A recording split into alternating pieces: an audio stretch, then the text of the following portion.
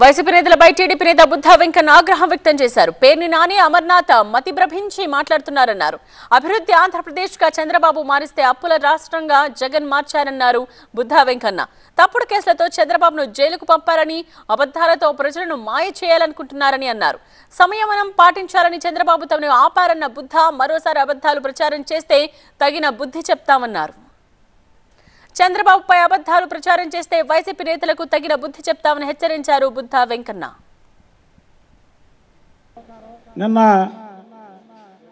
మాజీ మంత్రులు పేర్ని నాని, గుడివాడ అమర్నాథ్, ఒక ఆయనేమో కోడిగుడ్లకి ఈకలు పీకాడు, ఇంకొక ఆయనేమో బందర్లో అభివృద్ధి చేసిన పాపానికే పోలేదు. పేర్ని నాని నువ్వేమంటావు? చంద్రబాబు గారిని 6 అడుగులు అబద్ధం అంటావా? 6 అడుగుల నిజాయితీ గల నిలువుట అర్థం చంద్రబాబు నాయుడు గారు. వారికోస్ వెయిన్స్ వ్యాధికి కేవలం 30 నిమిషాల్లో చికిత్స. కాల్ చేయండి 9989527715. 5 అడుగుల తాల్చుపాము జగన్మోహన్ రెడ్డి. కాబట్టి ప్రజలు 151 సీట్లలో ఉన్నటువంటి మీరు మధ్యలో 5 తీసి 11 ఇచ్చారు.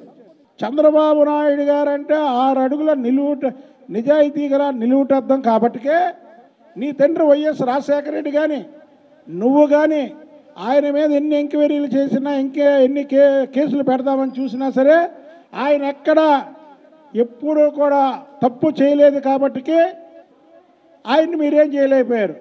పెట్టావు జైల్లో. ఎందుకు పెట్టావు? ఆయన మీద ఎలాంటి ఆధారాలు లేకుండా నీ పవర్ను ఉపయోగించి లోపల పెట్టావు.